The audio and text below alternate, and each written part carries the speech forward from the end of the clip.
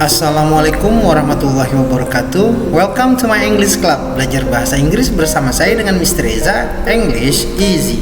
Sebelumnya mari kita membaca doa. Bagi yang non muslim saya persilakan membaca doa menurut kepercayaan masing-masing. Bagi yang muslim mari kita membaca surah Al-Fatihah.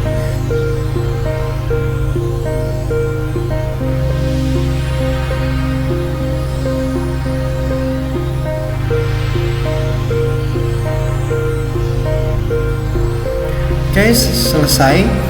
Pada video kali ini adalah lanjutan dari materi pembelajaran bahasa Inggris dari My English Club, yaitu sebelumnya kita membahas tentang negative perfect dalam bentuk nominal. Kali ini kita akan lanjutkan, dan buat kamu yang sudah mengikuti sesi video pembelajaran bahasa Inggris dari saya persilakan untuk menyiapkan alat tulis seperti pulpen, pen, book, dan lain sebagainya. Mungkin ada yang bisa dicatat pada pembelajaran kita kali ini. Oke, kita lanjutkan. Basic tense, the nominal interrogative active perfect sentence, di mana kita akan membahas tentang kalimat perfect aktif dalam bentuk nominal interrogatif. Oke, kita lanjutkan. Ada 3 jenis kalimat dalam bentuk interrogatif perfect, yaitu the interrogative past perfect tense, the interrogative present perfect tense, the interrogative past future tense, yang akan kita bahas materinya satu persatu. Oke, kita lanjutkan kembali.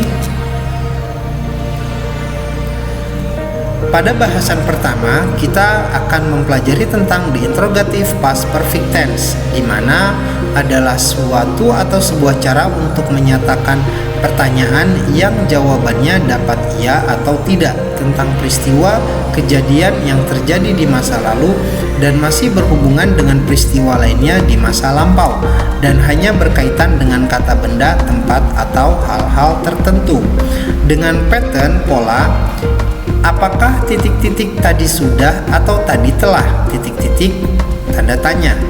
Dalam bahasa Inggris, had plus subject plus to be 3 plus object plus question mark. Kita lanjutkan contoh kalimat sentence-nya di sini. Had you been in the classroom? Apakah kamu tadi sudah berada di kelas? Had she been in the classroom? Apakah dia perempuan tadi sudah berada di kelas? Nah, untuk membuat kalimat seperti ini harus mengikuti pola yang sudah ada. Oke ya, bisa dimengerti. Kita lanjutkan. Aturan penggunaan kata kerja to be pada simple interrogative past perfect. Number 1, seluruh kata kerja dalam kalimat nominal interrogative past perfect selalu menggunakan kata kerja to be yang ketiga. Number 2, been adalah kata kerja to be yang ketiga. 3, penggunaan kata kerja had adalah bentuk kalimat pertanyaan untuk subjek I, you, they, we, dan he, she, it, dan begitu menggunakan kata kerja to be yang ketiga setelahnya. Oke ya, kita lanjutkan.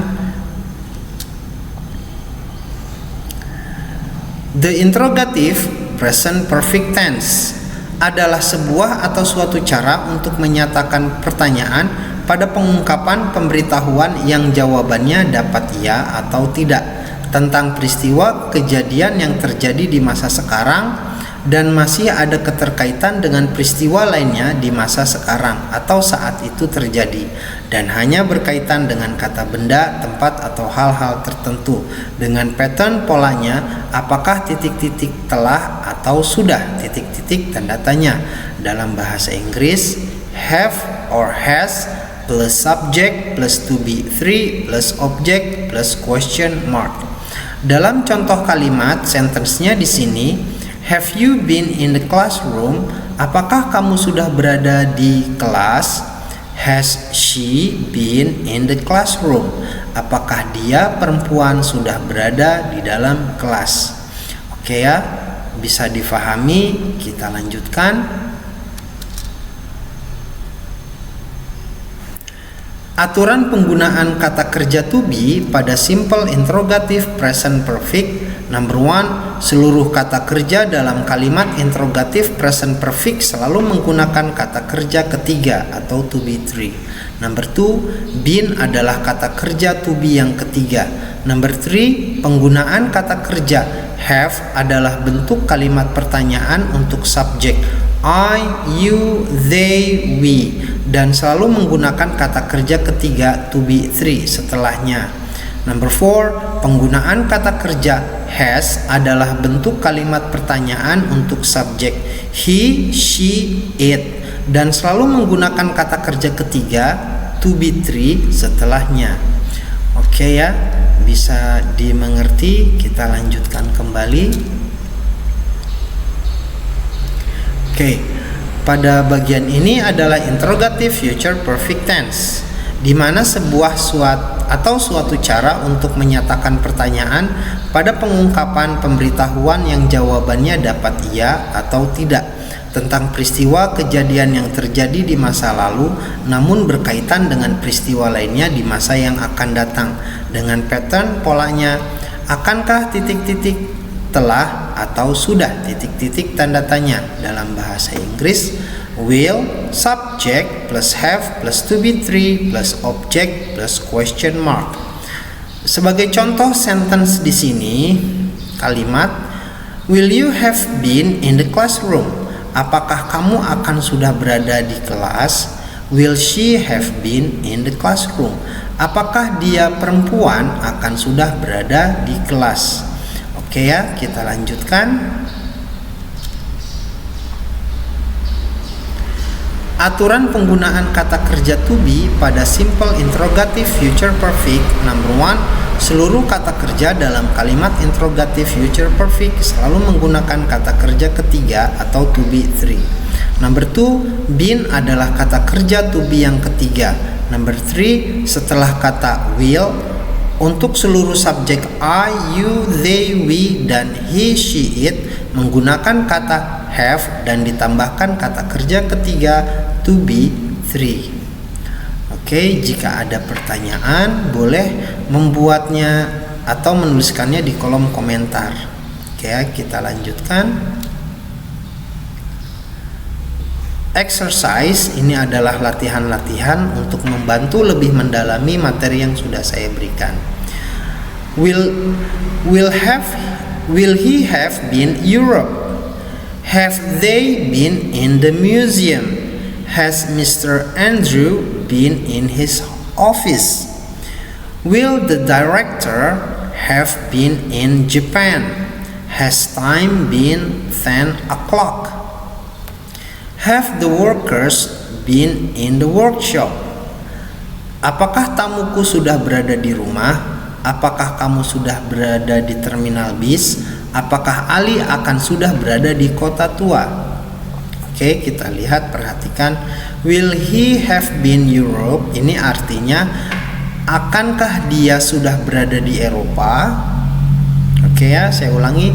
Akankah dia sudah berada di Eropa? Will he have been Europe?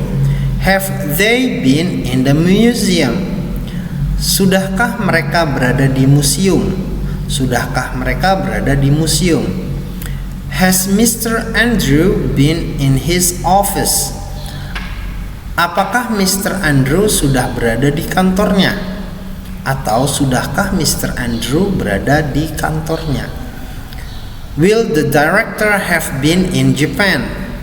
Apakah direktur itu akan sudah sampai di Jepang? Apakah direktur itu akan sudah sampai atau sudah berada di Jepang? Has time been 10 o'clock? Apakah waktunya sudah jam 10? Apakah waktunya sudah jam 10? Have the workers been in the workshop? Sudahkah para pekerja berada di bengkel? Sudahkah para pekerja berada di bengkel? Apakah tamuku sudah berada di rumah? Has my guest been in the house? Has my guest been in the house? Apakah kamu sudah berada di terminal bis? Will you have been in bus station? Will you have been in bus station? Apakah Ali akan sudah berada di kota tua? Will Ali have been in old city? Will Ali have been in old city? Oke, ini adalah contoh-contoh dari kalimat yang menggunakan interrogatif perfect nominal, di mana ini bisa menjadi panduan untuk belajar mandiri di rumah atau sendiri. Oke, dengan membuat kalimat sejenis mengikuti contoh-contoh yang sudah ada. Kita lanjutkan. To be continued. Materi kita selanjutnya adalah the nominal simple perfect continuous sentence, di mana kita akan mempelajari tentang kalimat continuous perfect yang sederhana dalam bentuk nominal. Oke ya, kita lanjutkan kembali. Alhamdulillahirabbil alamin. This is the end of the lesson. Thank you very much. Saya harap apa yang saya sampaikan di video pembelajaran saya kali ini dapat membantu memudahkan memahami materi-materi kalimat dasar dalam bahasa Inggris. Semoga ini bermanfaat. Dan untuk pembelajaran lebih lanjut cukup dengan subscribe, like, dan komen, serta nyalakan lonceng notifikasinya. Jika Anda suka atau kamu suka dan mudah memahaminya, saya mohon dengan ikhlas menyebarkan share video ini ke teman-teman, saudara-saudara, dan orang-orang yang membutuhkannya, artinya orang masih sekolah atau dan lain sebagainya. Semoga ini menjadi keberkahan kita dari Allah Subhanahu wa Ta'ala, Tuhan yang Maha Esa. Amin ya Rabbal Alamin. Thanks for your support. Okay, English easy, so practice is easy. Akhir kata, Assalamualaikum warahmatullahi wabarakatuh. See you on my next videos. Bye.